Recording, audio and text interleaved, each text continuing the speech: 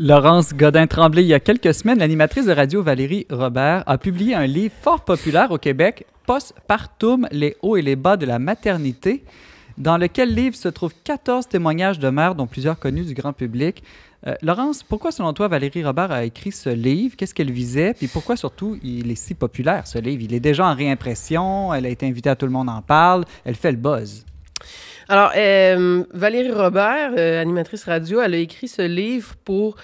essentiellement parce qu'elle est devenue mère il y a quelques années. Là, je pense que sa fille a maintenant 2 ans. Puis, ce qu'elle dit, c'est qu'elle a eu un choc. Là. Elle a eu un choc par rapport aux difficultés de la maternité, par rapport à la vérité de ce que serait véritablement la maternité, là, ce qu'on rencontre réellement. Et quand elle a vécu ces difficultés-là, elle s'est dit, je me fais un devoir, quand le temps va passer un peu, de prévenir les mères, de leur dire la vérité, de les accompagner, de les réconforter. Puis, pourquoi? Peut-être parce que celles qui ne sont pas encore mères ont une vision idyllique, un peu fantasmée de la maternité. Est-ce que ce ne serait pas dû au fait qu'aujourd'hui, il n'y a plus d'enfants autour de nous? C'est-à-dire que c'est lorsqu'on a notre premier enfant qu'on découvre c'est quoi être mère, alors qu'autrefois, si on venait de grandes familles, on avait compris ça bien avant notre premier enfant. C'est ça. Alors, ce qu'elle défend, c'est que, au fond, la société ou l'image qu'on aurait de la maternité serait en quelque sorte un mensonge. Là. On se ferait tromper.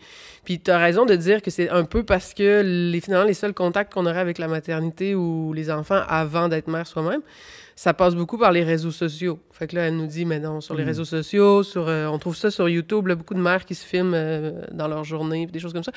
Bon, et sur les réseaux sociaux, les mères ont donc bien l'air d'avoir du fun, ça a donc bien l'air facile, ça fait donc bien des belles photos, puis c'est vrai que ça fait des belles photos quand on a des enfants. Donc, ce qu'elle dit, c'est qu'on nous présente une vision idyllique de la maternité. Mais comme tu dis, c'est assez nouveau, ça, parce que je pense pas... Quand je parle à ma grand-mère, qui vient d'une famille où il y avait 12 enfants, qui elle-même en a eu 4, elle avait des grosses nausées quand elle était enceinte, etc. Et elle va pas... je pense qu'elle m'a jamais parlé de la maternité de façon idyllique, là. Fait que je pense que c'est vraiment nouveau, parce que, comme tu dis, on n'a pas beaucoup de contact avec des vrais enfants, des vraies mères, puis on a tout ça à travers le filtre des réseaux sociaux. Mais c'est sûr que... Comment je dirais ça... tu peux pas t'attendre à ce qu'avoir un enfant, ça soit... Tu sais, quand tu as une grossesse facile, qu'il y a des mères qui ont des grossesses hyper faciles, que oui, c'est facile de se prendre en photo sur les réseaux sociaux, mais moindrement que la grossesse est plus difficile, là, tu sais, on oublie ça, là. Ben c'est ça. Mais c'est comme... Ce qui est frappant dans ce livre-là, bon, c'est le témoignage de 14 mères. Maintenant, faut prendre un peu avec une pincette, là, c'est le témoignage de 14 mères...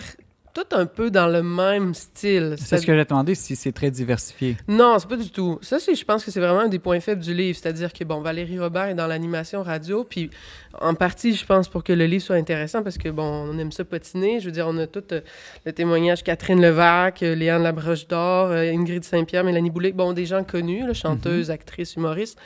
Donc, ça donne le goût de lire le livre parce qu'on se demande tout ce qui se passe dans leur vie. Tous des femmes probablement très actives aussi, de par leur emploi. Exact. Fait que ça nous donne le même profil. Des femmes avec une grosse carrière, en général. Des femmes assez nanties, là. Je veux dire, Catherine Levac, elle ne vit pas sa paille. Puis, des Montréalaises aussi. Des Montréalaises qui vivent pas nécessairement dans des maisons de campagne très grandes et très spacieuses pour des enfants. Avec toute une façon d'approcher aussi la relation conjugale semblable, là. C'est-à-dire il n'y en a aucune de mariée ou des choses comme ça. Je pense qu'il y en a une de mariée, mais je ne suis pas certaine. Je me souviens plus. Bref, c'est tout le même profil, puis ces femmes-là font tous le saut, ils sont toutes surprises quand ils arrivent à la maternité. Puis à leur défense, je pense que c'est le cas de beaucoup, au sens où on ne peut pas prévoir toutes les difficultés. Moi, je veux dire, quand je suis tombée enceinte, je me suis mise à vomir à répétition, j'ai eu un accouchement difficile, l'allaitement ne marchait pas. Puis si je constate autour de moi, la plupart des femmes, quand ils deviennent mères, ils ont des surprises comme ça. Maintenant, le livre veut nous dire toute la vérité sur la maternité, les hauts et les bas. OK, mais là, elle veut nous mettre en garde contre beaucoup de bas que les femmes ne voient peut-être pas avant d'être mères. C'est ça. Mais c'est quoi les hauts qu'elle met en valeur dans ce livre? Ben, c'est ça. Ça, c'est une autre faiblesse du livre, je trouve, là. C'est-à-dire qu'on nous annonce la vérité, les hauts et les bas. Mais je vais vous dire, c'est pas mal les bas tout le long, là. Tu sais, assez que, bon, ça vaut la peine quand même de citer cet extrait-là, là. Je pense que c'est frappant. Alors, dans les cours prénataux, on te prépare, mais ce n'est pas assez. Si on savait vraiment ce que ça impliquait d'avoir un enfant, on n'en aurait pas, soyons bien honnêtes. Donc, la conclusion est assez pessimiste, là, c'est-à-dire c'est presque une incitation à ne pas devenir mère ou susciter la peur de la maternité? Sûr que la procréation est fondée sur l'ignorance. C'est ça, que finalement, on continue de faire des enfants, mais si on avait pleine conscience de ce qui nous arrive, on n'en ferait pas. Puis, quand on lit tout ça, c'est difficile, effectivement, de ne pas avoir peur. Puis moi, je le disais à mon mari, si on m'avait montré des photos de moi en train de vomir, perdre 15 livres à ma première grossesse, à pleurer sur une toilette après mon accouchement, j'aurais peut-être dit « Ouais, je suis pas sûre que ça me tente. Mais là, ce que j'ai envie de reprocher à Valérie Robert, c'est de donner juste une facette de la maternité, c'est-à-dire toutes les difficultés. Bon, de temps en temps, il y a comme un petit brin d'espoir, là. J'aime mes enfants, puis des fois, il y a des belles journées. Mais c'est souvent très court, là. C'est comme si c'est écrit du bout du crayon, puis on continue de se demander pourquoi, là.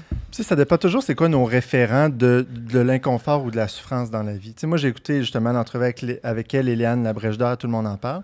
Puis Léane Labrèche d'Or, elle, sa grande prise de conscience, c'est que moi, je m'attendais à pouvoir faire la van life avec mon enfant, puis je me suis rendu compte que non. Fait que, c'est un peu ça. Catherine Levac parle de la difficulté d'aller au restaurant avec ses jumeaux ou des choses comme ça.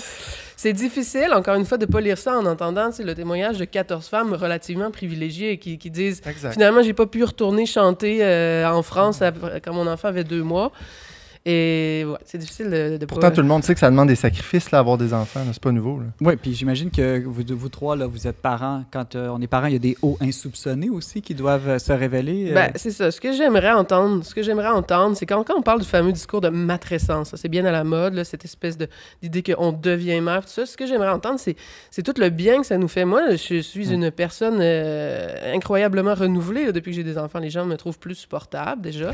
Mais ça m'a transformée. T'étais avant, quand même. Oui, c'est ça. Ça m'a transformée en humilité, parce que dans le livre, les femmes parlent beaucoup de « j'aimais donc bien ça avoir le contrôle, puis là, je l'ai plus ». Ben, c'est une bonne chose d'apprendre à laisser tomber le contrôle.